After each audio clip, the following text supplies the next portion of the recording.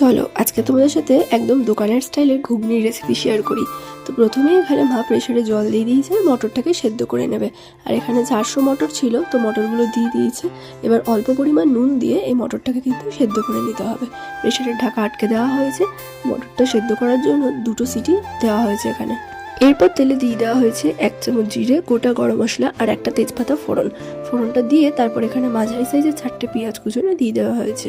এরপর পেঁয়াজটা একটু নাড়াচাড়া করে নিতে হবে। তারপর দিয়ে দিতে হবে 1 চামচ রসুন বাটা। এটা দিয়ে আবারও কিছুক্ষণ খুব ভালো করে নাড়াচাড়া করে নিয়ে পরিমাণ মতো নুন দিয়ে আবারও কিছুক্ষণ নাড়তে হবে। এরপর একটু ভাজা ভাজা হয়ে গেলেই এখানে দিয়ে দিতে হবে কিছুটা কাঁচা লঙ্কা কুচনো। আর এই কাঁচা লঙ্কা কুচনোটা এখানে তেলে এই সময় দেওয়ার চেষ্টা করবে, ভালো লাগে ফ্লেভারটা। এরপর দিয়ে দেওয়া হয়েছে 1 চামচ আদা বাটা।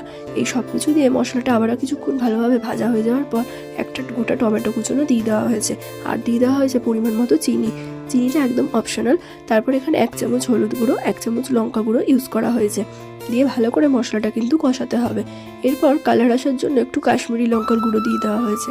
মশলাটা কিছুক্ষণ ভালো করে কষিয়ে নেওয়ার পর এবার মটরগুলো দিয়ে দেবো। মটরগুলো দিয়ে আবারও কিছুক্ষণ ভালো করে কিন্তু কষিয়ে নিতে হবে। একটু ভালো করে মটরগুলো দিয়ে কষিয়ে নেওয়ার পরে এখানে আমরা এবার গরম জল ইউজ করব।